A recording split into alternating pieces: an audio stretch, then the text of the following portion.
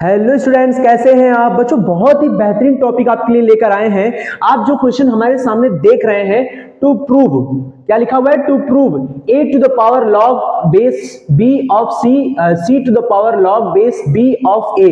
यानी बच्चों ये जो आपके सामने एक फॉर्मूला लिखा हुआ है log के कैटेगरी में, तो ये जो है बहुत जगह यूज आपने किया होगा।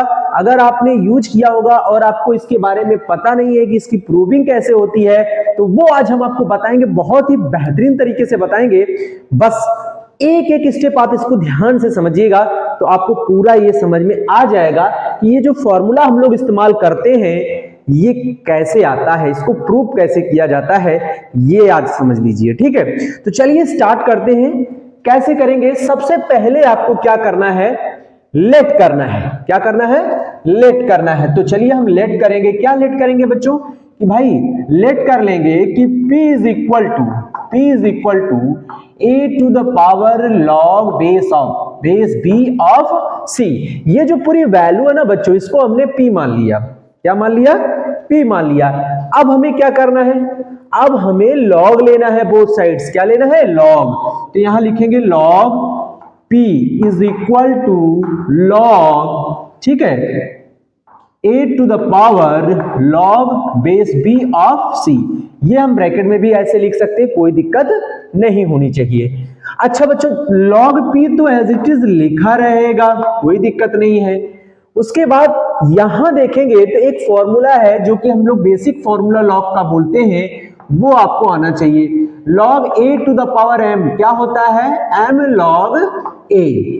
ये तो आता होगा बच्चों, ठीक है। इसमें होता क्या है, जो एक्सपोनेंट होता है वो आगे आ जाता है और log ऑफ a रह जाता है। ठीक है, तो यहां पे आप क्या लिखोगे, ये जो log base b of c देख रहे हैं ना, ये हमारा m है और ये हमारा n है, तो ये वैल्यू कहां आएगी, आगे आ जाएगा। तो यहां लिख दिया जाएगा log base b of c, ठीक है, इनटू लगा के यहां पे लिखेंगे क्या, सॉरी हाँ, log, देखिए ये वैल्यू तो आगे आ गई, तो ये log और ये a लिखा रह जाएगा। समझ में आ गया, वेरी गुड।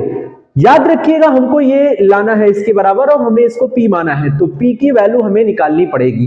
फिर हम यहां लगा देंगे तो हम इसको बता पाएंगे कि इसका आंसर इसके बराबर है, ठीक ना।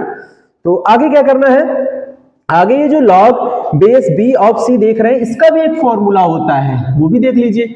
बेस b ऑफ c का एक फॉर्मूला ये होता है कि इसको log लिखेंगे, ठीक है, c वाला वैल्यू ऊपर लिखेंगे, log of c upon log of b कर देंगे। अब आप कहेंगे इसके बेस में तो कुछ नहीं है, इसके बेस में ही रहता है बच्चों, आप लिखो चाहे ना लिखो, कोई फर्क नहीं पड़ता है। ठीक है, तो यहां पे आपका log p तो लिखा रहेगा, log c base b of c को हमने क्या बताया है, log c upon log b लिख दीजिए यहां पे, फिर इनटू लगा के लिखिए log a। अब सोच रहे होंगे कि अब क्या करें, तो मैं फिर से आपको बता दूं कि अब आपको करना क्या है, log p लिखना है, log a को इधर लिखना है, log c को उधर लिख दीजिए। तो यहां लिखिए log a upon log b into log c। समझ में आ रहा है बच्चों, वेरी गुड। अब बच्चों log ये जो लिखा हुआ है log p is equal to, ये जो log a upon log b लिखा है, इसको फिर से हम इस तरह से लिख सकते हैं क्या, अगर यहाँ log a हो यहाँ log b हो तो यहाँ क्या लिख जाएगा, log base b of a लिख जाएगा। यानी हम यहाँ पे डायरेक्टली लिख देंगे log a और बेस क्या बना रहेगा, b। ठीक है, यानी आप इसको इस फॉर्म में लिख सकते हैं जैसे कि ये लिखा था। समझ में आ रहा है, वेरी गुड। उसके बाद क्या लिखा है, इनटू log c। अब थोड़ा सा ध्यान दीजिए, तो ये इस फॉर्म में चला गया ना, तो यहां लिखिए log p is equal to, ये जो वैल्यू है बच्चों n, और इसको हटा दीजिए, इनटू आप चाहे तो ऐसे लगा सकते हैं, कोई दिक्कत नहीं, लगा रहने देंगे भी तो कोई दिक्कत नहीं। m के बीच में भी तो इनटू होता है,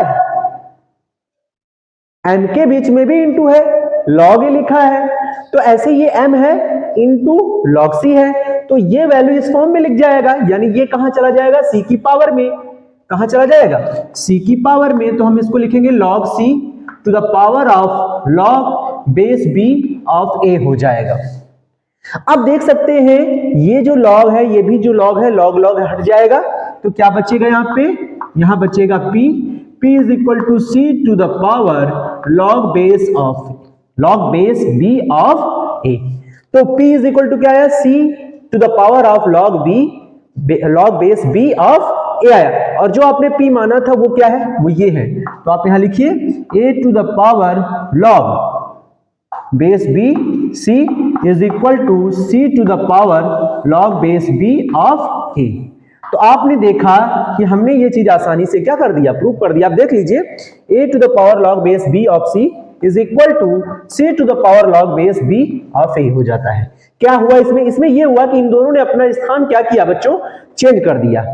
बस इतना ही तो किया। इस फॉर्मूले में क्या हुआ है, c की जगह a आ गया है और a की जगह c आ गया है, तो ये फॉर्मूला क्रिएट हो गया था। तो इसी चीज को हमने साबित किया है कि वो कैसे प्रूव होता है। उसके लिए हमको ये दो फॉर्मूले अगर आपके आते हैं ना, अगर आपको ये दो फॉर्मूले आते हैं तो आप इस प्रूविंग को आराम से कर सकते हैं।